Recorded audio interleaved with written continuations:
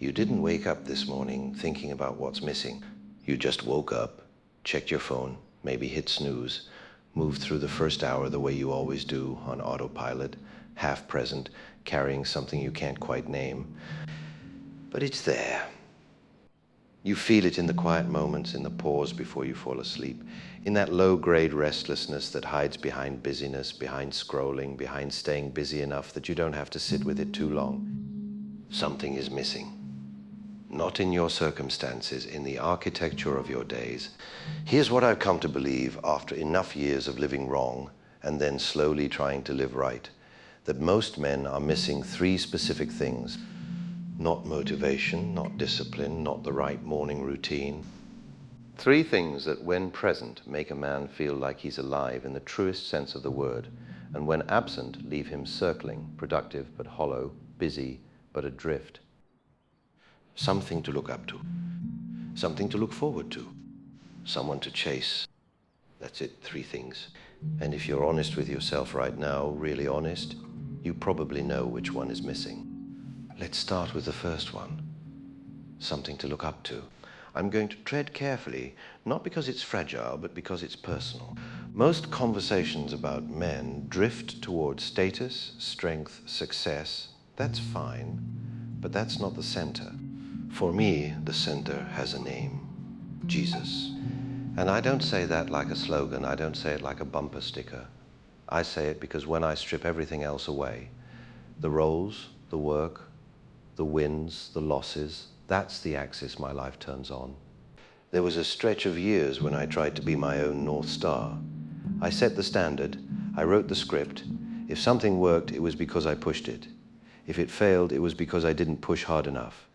That mindset feels strong, independent, like you're gripping the wheel with both hands and calling that control.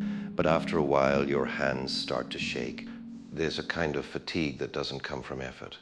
It comes from isolation, from believing that the weight of meaning rests on your shoulders alone. No higher reference point, no greater story, just you trying to outrun uncertainty. What changed wasn't that I started believing in something abstract. It was that I began orienting myself around a person, around Jesus. The way he moved, the way he spoke, the way he carried authority without anxiety. Gratitude stopped being a tactic. It became alignment.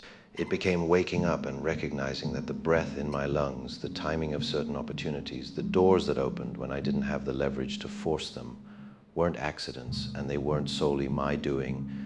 Science will tell you gratitude rewires the brain, lowers stress, improves resilience. That's true. But long before journals and research papers, there was the simple discipline of looking upward and saying, this isn't all about me, and that does something to a man. There's relief in not being the ultimate authority. Relief in not having to manufacture your own righteousness. Relief in knowing that the standard is higher than you and that grace meets you there. When you look to Jesus not as tradition, not as inherited language, but as a living compass, control loosens. You stop squeezing outcomes like they owe you something. You stop treating every setback like a verdict on your identity. Trust begins to replace strain, and that trust over time settles into your bones. It steadies your voice. It slows your pulse. It gives you space between stimulus and response.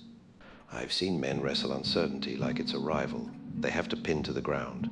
I've seen other men face the same chaos, sometimes more, and walk through it with a grounded calm that doesn't match their circumstances.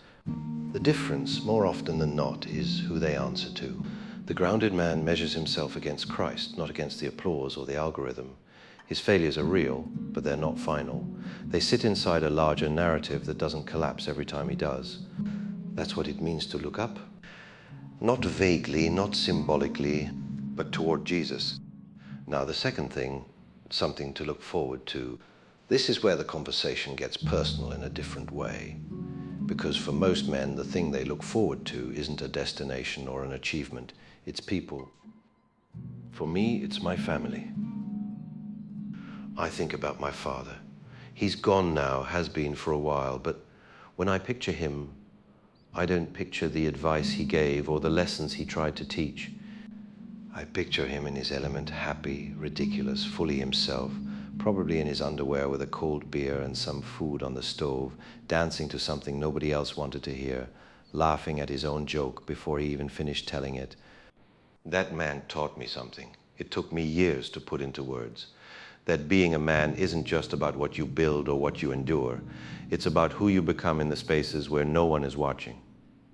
In the kitchen on a Saturday, in the car singing badly, in the small unobserved moments where your character either holds or it doesn't. He taught me how to be a man, not through a speech, through the way he lived when the world wasn't looking.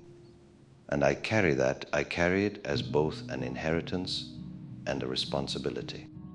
My mother, still here, still demanding the best from everyone who has the privilege of being loved by her, taught me something different. She taught me that self-respect is not optional, that a man who hasn't learned to respect himself will never be able to genuinely respect anyone else. It always flows in that order, inside out, never the reverse. She didn't teach this softly. She demanded it from her children, from herself, and watching her demand it from herself first is what made it land. Here's what I've come to understand about having something to look forward to. It doesn't have to be grand. It doesn't have to be a milestone or a vacation or a version of success you haven't reached yet. Sometimes it's just knowing that at the end of a hard day, there are people on the other side of a door who make the day worth having had. That's it. That simple. That profound. But you have to protect it. You have to be present enough to actually receive it when it arrives. Because a lot of men have this thing. They have people who love them, people who are waiting for them, and they walk through the door and they're not there. Their body is there, their mind is somewhere else, still at work, still on their phone, still inside the stress they haven't yet found a way to put down. The thing you look forward to only functions as an anchor if you actually show up to it. That's the part nobody tells you. It's not enough to have good people in your life. You have to learn how to actually be with them fully, completely present. That might be the hardest discipline of all. And now the third thing, someone to chase. This one is different from the other two, because it isn't external. It isn't God above you or family beside you. It lives inside you, and it moves. There's a question that someone important to me asked when I was 15 years old. They asked me, "Who is your hero?" I thought about it. I didn't want to give a celebrity's name. I didn't want to say an athlete or a historical figure. So I sat with it, and I gave an answer that surprised even me. I said, me, 10 years from now. My hero is the version of myself I haven't become yet. I turned 25, and the same person came back and asked, "Are you a hero?" And I said, "Not even close. My hero is me at 35. Now I'm further down the road, and the answer is the same. My hero is still 10 years ahead of me. I'm never going to catch him. I know that now I've made peace with it. More than made peace with it. I've come to understand it as the point. Because what does it do to a man when he has no one to chase? What happens to a man who either has no vision of a better version of himself, or who has already decided he's arrived? He stagnates slowly, quietly, without even noticing at first.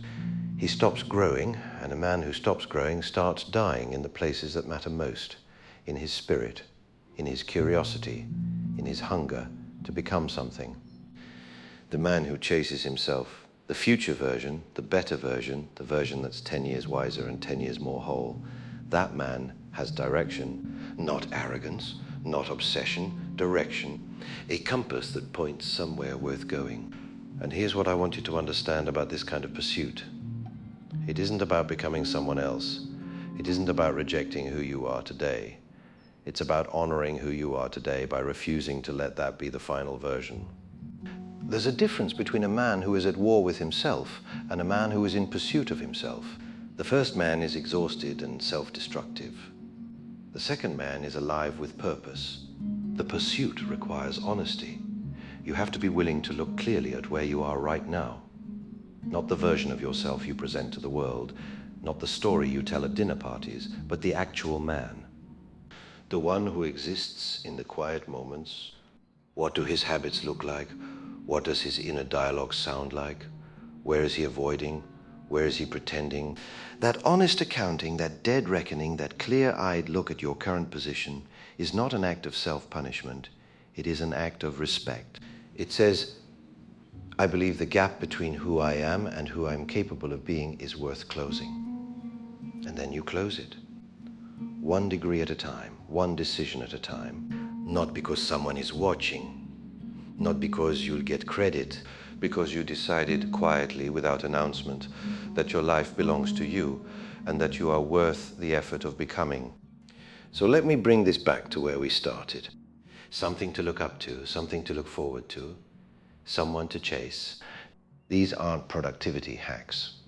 They aren't the 3 pillars of a personal brand. They're the architecture of a life that feels like something when you're inside it. And here's what I've noticed about men who are missing one. The other 2 start to wobble because these things are not independent. They reinforce each other. The man who looks up to something greater than himself is a more patient father, a more grounded husband, a less desperate chaser. The man who has something to look forward to wakes up with a reason that isn't abstract. The man who is in pursuit of a better version of himself is more useful to the people he loves, more present, more capable, more humble about his own gaps. Pull one out and the whole structure shifts. Now, let me ask you the question this has been building toward, not which of these you have. You probably have glimpses of all 3. The question is, which one are you treating as optional? Which one have you quietly decided you don't really need? Which one have you delegated to someday? To when things settle down? To when you feel more ready? Because that one, the one you've made optional, that's where the drift is coming from. I can't tell you which one it is for you, only you know that. But I can tell you this, the cost of living without it is too high. And it's a cost that compounds quietly. A year of drift becomes 2. A decade of not looking up becomes a man who has lost his ability to be surprised by grace.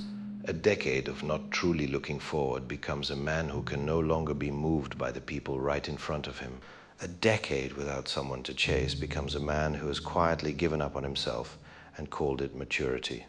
Don't let that be the story. Look up to God. Look up to Jesus Christ. Named, claimed, non-negotiable. Whatever it is you look forward to, show up to it, be present enough to actually receive it. And whoever it is you're chasing, keep them 10 years ahead of you. Don't let yourself catch up. Don't ever decide you've arrived.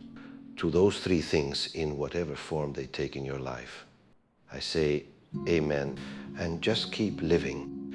If something in this landed, if you found yourself nodding at one of those 3 or sitting with a quiet discomfort about which one you've been missing, I'd like to hear about it.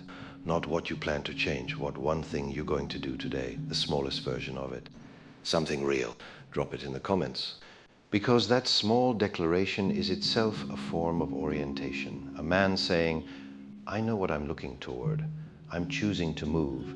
And for those who want to go further, to sit with these questions in a space built for exactly this kind of honesty. We've built something, not a course, not a product, a room, a place where men who are done drifting come to think, to be challenged, and to become. The link is in the description. Come in when you're ready, or better yet, come in before you are.